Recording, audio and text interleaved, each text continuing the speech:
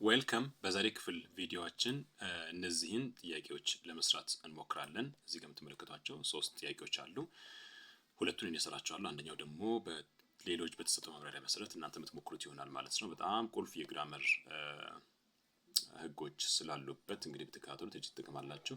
የመጀመሪያው ጥያቄ we dash in this city 5 years ago ይላል። 5 years ago እዚህ ጋር የቴንስ ጥያቄዎች ለመስራት ሰዓት አመልካቾች ወሳኝ ናቸው ብለናል። ቴንስ ውስጥ መፈለግ አለብን ወይም ሴንቴንስ ውስጥ። ስለዚህ years 5 years ago የሚለው ይሄ ክሉ ነው።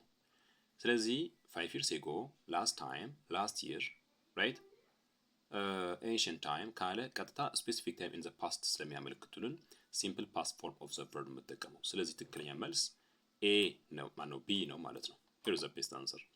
ሁለተኛው ጥያቄ they dash to church every weekend A go B went C are going።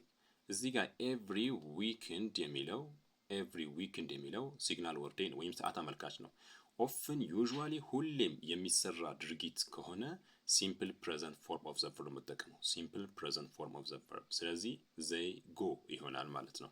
she ቢሆን ኖሮ goes ነበረ ማለት ነው። የሶስተኛው ጥያቄ she dash her friend yesterday የሚለው ልክ እንደ ጥያቄ ቁጥር 1 ሰዓት አመልካች ነው። ምን አይነት ሰዓት? ኦልሬዲ ፓስት የሆነ አክሽን አመልካች ነው። ስለዚህ የቨርቤ ሲምፕል ፓስት ፎርም እጠቀማለሁ ማለት ነው። here cold is the best answer። ግን she dash her friend now ቢልስ መልሱ ምን ነበረ? ኮመንት ላይ አስቀምጡልኝ እና ዲስከስ እናደርግበታለን። ታንክ ዩ ቬሪ ማች። ቪዲዮን ከወዳችሁ ደግሞ ላይክ ሼር ማድረጋችሁን አትርሱ። ዌልካም